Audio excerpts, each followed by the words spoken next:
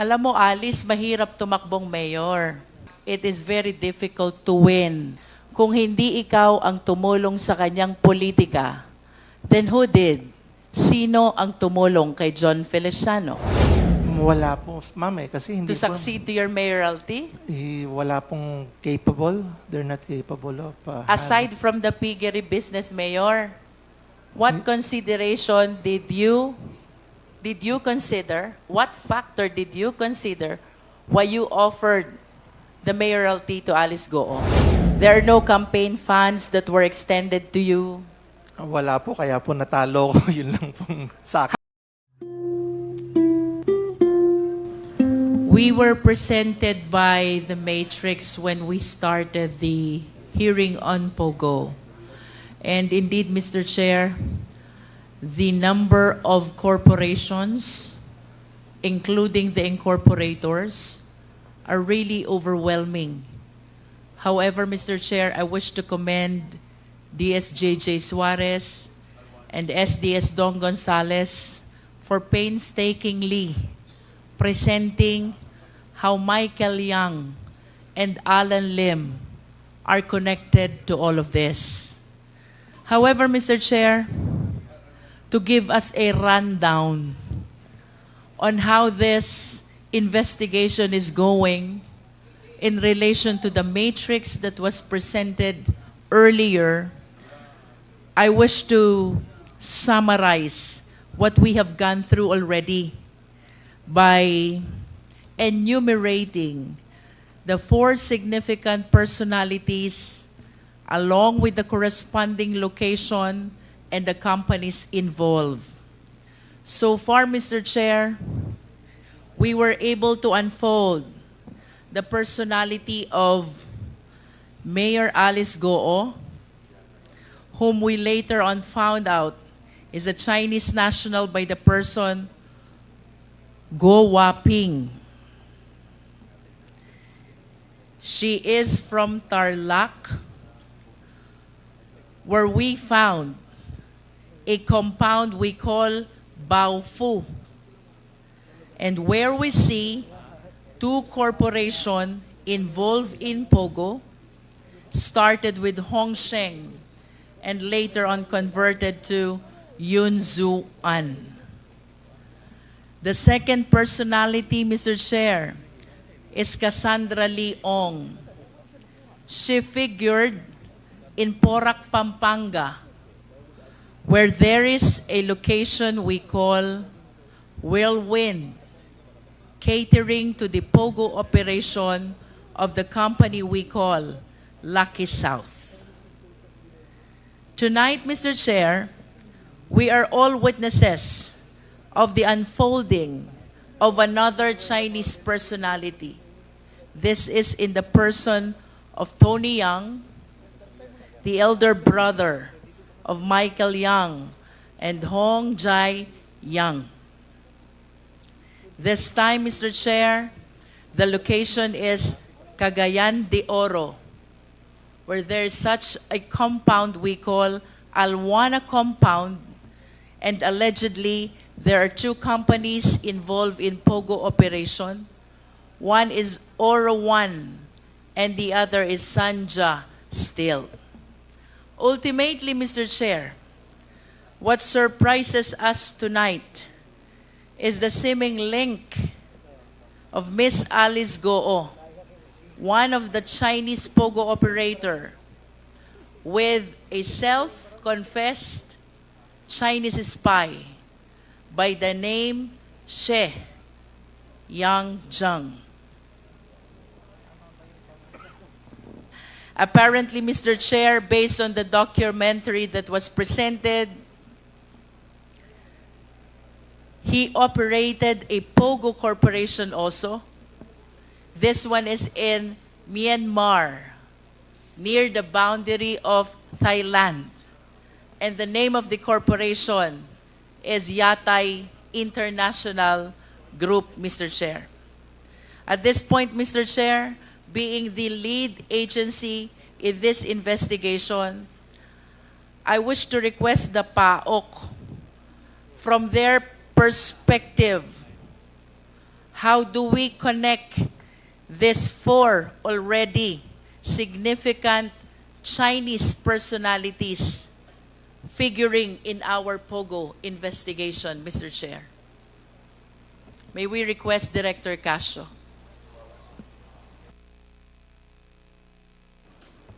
Madam Chair, as previously explained in the different hearings, it's more of the financial transactions that basically exposed the intricate links of these four said individuals and the companies to which they are also associated. So, but then again, Madam Chair, this is still an ongoing investigation, so we may still be able to uncover as we proceed with the financial investigation as we defer to the AMLC, Madam Chair. May we know, Mr. Chair, if PAOK has come across already this Oro 1 and Zanja Steel with respect to the allegation concerning POGO operation? With regards to Oro 1, Madam Chair, we heard about it during the, because of a news report that was wherein a supposed inspection was conducted in the said location of Oro 1. And then when we heard of that particular inspection, ma'am, we dug into our files and were able to check that indeed Oro 1 was a customer service representative of Sheng Technology. By the way, Madam Chair, there are 8 others at one time that were CSR of Sheng Technology. How about Sanjay Steel Corporation, Mr. Chair? Madam Chair, with regards to Sanja, this is an ongoing investigation together with other law enforcement agencies and intelligence agencies, so to speak. We've seen the name of Philippine Sanja Steel in different alleged illegal transactions, not necessarily related to POGO, Madam Chair. But have we visited the location of this Sanja Steel? The facility? As far as the commission is concerned, Madam Chair, no. When the Bureau of Immigration was able to apprehend Mr. Yang last week at the Ninoy Aquino International Airport, we've received reports that a good number of vans left the compound early morning of the same day, the following day that he was apprehended, supposedly with the purpose of bringing out the foreign nationals in the area. I understand that the only case that Tony Yang is facing right now is violation of immigration law. Is this correct? That is affirmative, Madam Chair. Do we have AMLA here? Mr. Chair, I wish to ask the AMLA if he's seeing any case which can possibly be filed against Tony Yang concerning his several corporations here in the Philippines, particularly with respect to violation of the AMLA. Magandang hapon po, Madam Chair. Madam Chair, May we request the resource speaker to please speak louder and maybe closer to the microphone? magandang hapon po, Madam Chair. Money laundering is a derivative crime, meaning it has to proceed from an unlawful activity. As mentioned by Dr. Casio, what Mr. Yang is facing right now is violation of immigration law, which is not a predicate offense under the AMLA. But just the same, Your Honor, we are gathering all information, personalities that come up during investigation. We gather intelligence information and we investigate, Your Honor. Mr. Chair, I wish to direct my question this time to Alice Guo. Ms. Alice, sino po ang sinundan yung mayor? Former Mayor John Feliciano. Come again? Former Mayor John Feliciano. Joe Feliciano. John Feliciano. John Feliciano. And how associated are you? Gaano ka ba kalapit dito kay John Feliciano? Magkaibigan po, Your Honor. Nakilala ko po siya, I think, during his second term. Second term, can you Apo. cite the year? Di po ako masyado sure na sa year. Second term ko, di po ako nagkakamali. Siya ba ay nakatapos ng 3 termino? Yes po, Your Honor. In other words, if you're referring to the second term, you met John Feliciano sometime in 2016 to 2019. In between po, Your Honor. In between 2016 to 2019. Ang sabi mo kanina, kaibigan mo si John Feliciano. Can you please enlighten us? Gaano kayo kalapit na magkaibigan? Your Honor, magkaibigan, nagkakilala kami nung second term po niya na kumuha po ako sa kanya ng business permit para sa piggery. And then, last term po niya, I think pandemic time na rin po. Did you help in the campaign of John Feliciano in 2016? Hindi po. Did you help John Feliciano in 2019? Hindi din po, Your Honor. In other words, since you met John Feliciano, wala kang naitulong sa kanya pagdating sa kanyang kampanya. Is that correct? Financially, wala po. What do you mean by financially? If not financially, then what else or how else will you help him politically? Of course, Your Honor, yung mga ibang botante po namin sa farm, kinakampanya po namin, yung mga ganun lang po. And how many voters do you have in your farm? I have, during that time, ngayon po kasi wala na, totally wala na. During by that time po, siguro po more than 50 or more than 70 po. Alam mo, Alice, mahirap tumakbong mayor. As a matter of fact, it is very difficult to win kung wala kang leaders, supporters, na tutulong sa'yo. Since you've known John Feliciano since 2016, kung hindi ikaw ang tumulong sa kanyang politika, then who did? Sino ang tumulong kay John Feliciano? Your Honor, I think the former mayor is here po. Better siya po yung sumagot kasi hindi rin po ako yung tumulong po sa kanya. May we ask John Feliciano, the former mayor?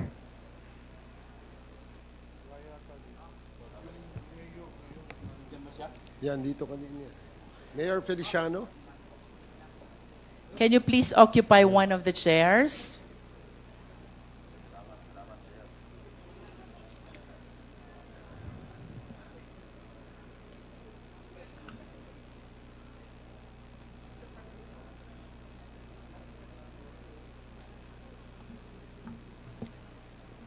Yes, Madam Chair. Magandang gabi Mr. po. Feliciano, since based on the manifestation of Alice Guo, wala naman siyang naitulong siya sa'yo, 2016 and 2019 na eleksyon. Sino ang mga taga-Bamban na malaki ang naitulong sa'yo during those times of election? Madam Chair, our town is small, 40,000 votes. During my term, I introduced a lot of improvements in my town. Mr. Chair, can we direct the resource speaker to please be responsive to the question? Ang tanong po, Mr. Feliciano, sino po ang tumulong sa inyong manalo 2016 and 2019 election? Before you answer, Mayor, can we ask the committee secretary to administer the oath of, have you taken your oath? Yes, sir. Okay, sige, please. I'm sorry, please continue, Congresswoman Luistro. Mr. Feliciano, did you get the question? Yes, ma'am. On my town, ang tumulong po sa akin, yung mga kababayan ko po. So yung mga kapitan, yung mga leaders ko, and yung mga family members ko po sa bayan namin. How about your vice mayor? Did he help you? Kasama din po sila. Si Vice Mayor William Cura po ang kasama ko. Malaki bag na itulong sa ni vice mayor? Physically po. Physically. How about your council members? Did they help you?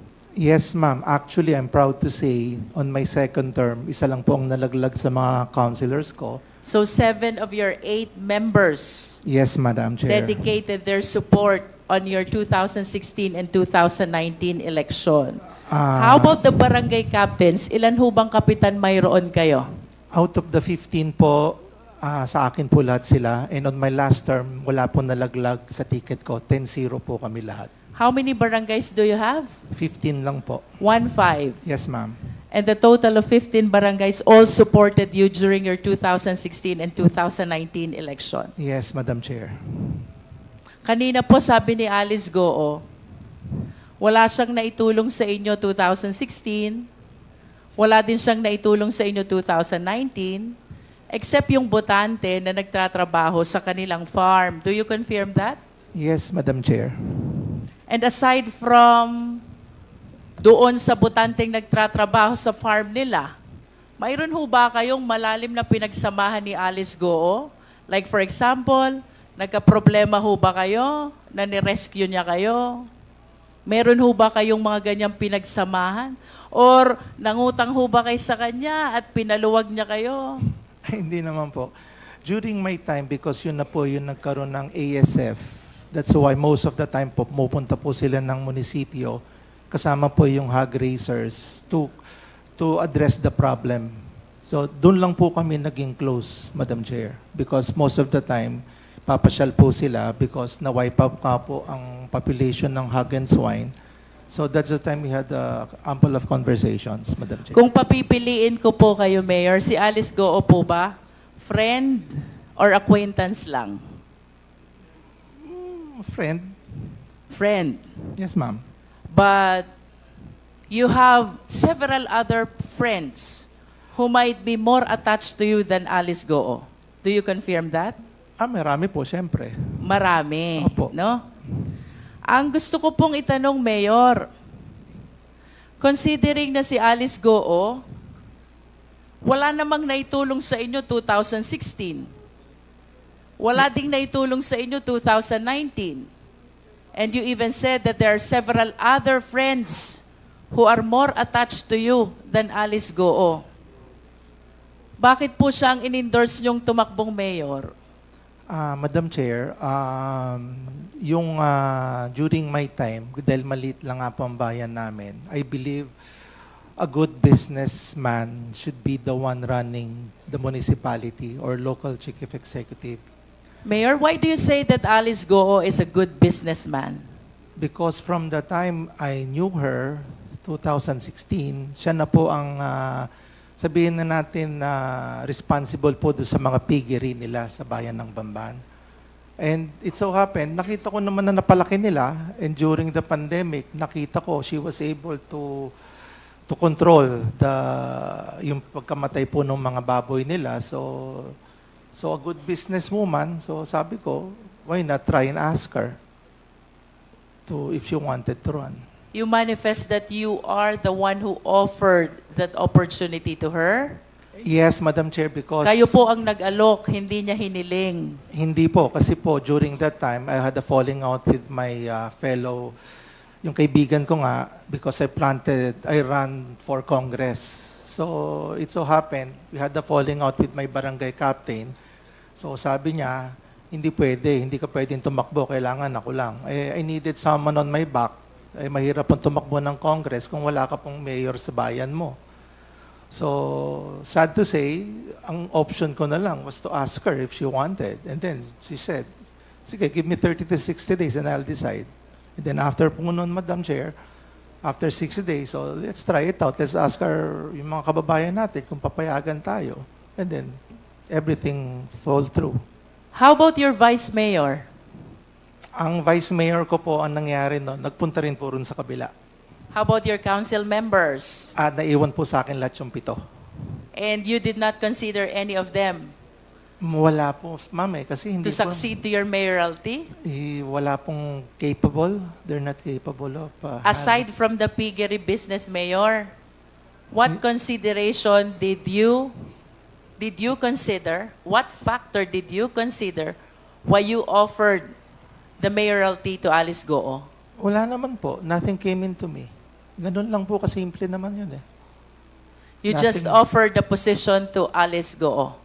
Yes, ma'am. Kasi during that time, it was already closed. Wala na akong magawa, ma'am, because... How close, Mayor? No, the time frame during the time that my friend told me not to run, and we were already having a squabble kung sinong gagamitin ko as my candidate. Ma'am, masyado na maigsi yung oras. So wala nang panahon, ma'am. I Na understand, Mayor, during your time, may Hong Sheng na. Yes, ma'am. Meron na, ma'am. So, do you confirm na kayo po ang unang nag-issue ng business permit sa Hong Sheng? Yes, ma'am. I was the one. And how do you describe the operation of Hong Sheng? Actually, ma'am, nung sa Hong Sheng, hindi naman ako, ma'am, nakapasok doon because it was a regulated Philippine offshore gaming operator. And so, I believe Bamban wasn't the one having the Philippine offshore gaming operations. Ma'am, during that time, nag-review din ako, nag-study rin ako. Almost 400 po nag-ooperate. As far as Cavite, meron pong Cagayan Valley. Well, let's So, concentrate to Hong Sheng, Mayor. ayun nga, ma'am. So, And do you confirm that the land being occupied by Hong Sheng belongs to Alice Guo? yes, ma'am. You confirm that? Yes, ma'am, because she was the one who requested the letter of intent to me para po ma-endorse ko po sa Sangguniang Bayan to get the letter of no objection. The Baofu. Yeah, no, yung Hong Sheng po, ma'am, Hong Sheng. You Yeah. are stating now, Mayor, that you were the one who endorsed the letter of Alice Guo to Hong Sheng to No. be able to secure a letter or resolution of no objection.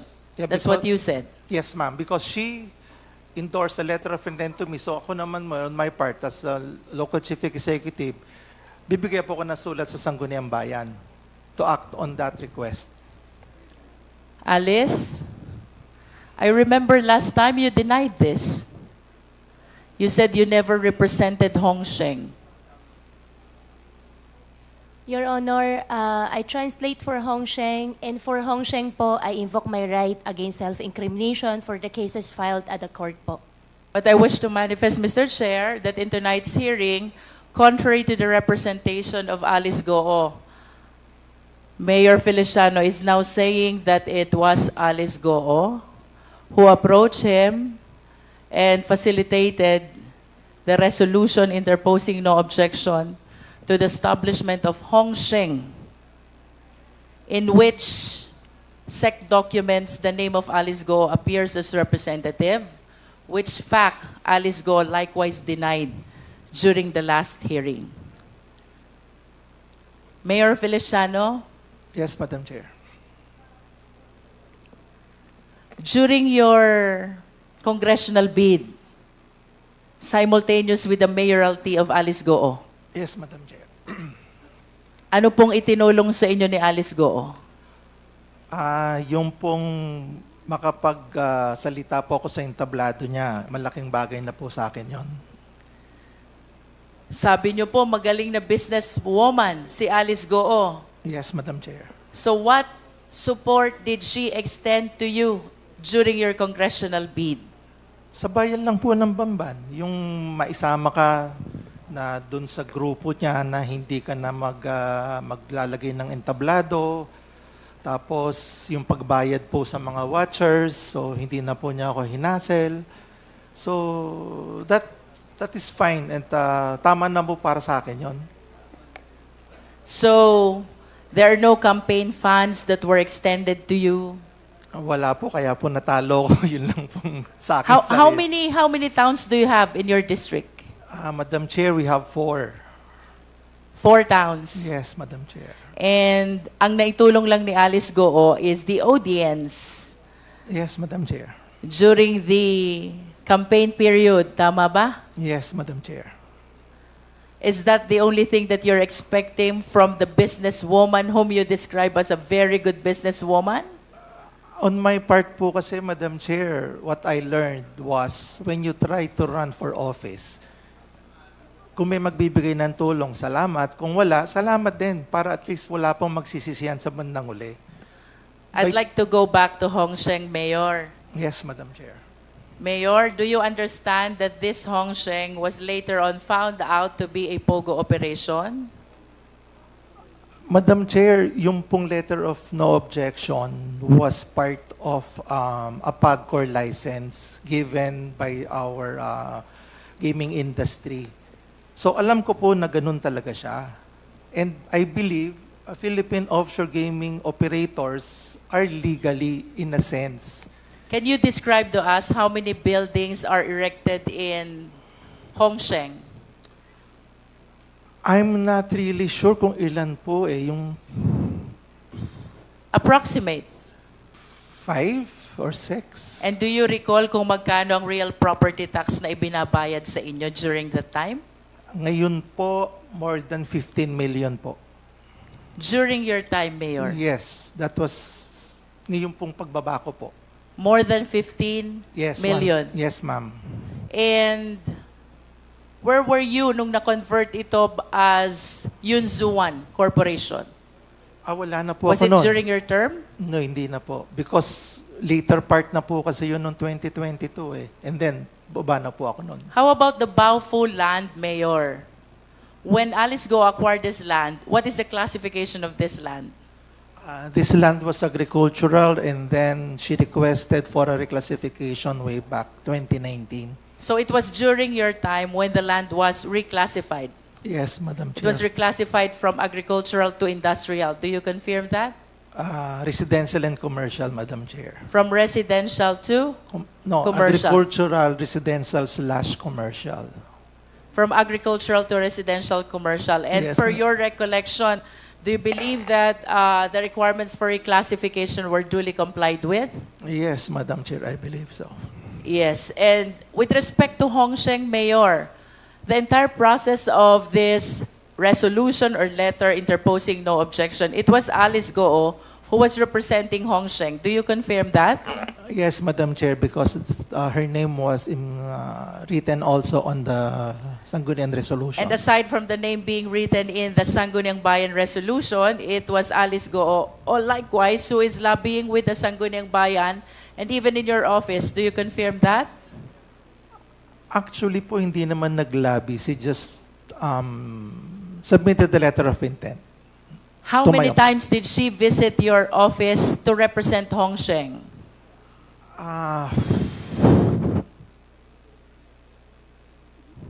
Twice? Twice. Twice, I think. If you are aware, how many times did he visit the Sangguniang Bayan for the purpose of that no objection for Hongsheng? Once? I wish to manifest, Mr. Chair, that contrary to the statement of Alice Guo, that she never represented Hongsheng during its application for permit and even in the issuance of letter or resolution of no objection, John Feliciano is now testifying that it was Alice Guo who represented and facilitated the no objection resolution for Hongsheng, the POGO operation. I submit, Mr. Chair. Thank you, Congresswoman Luistro. The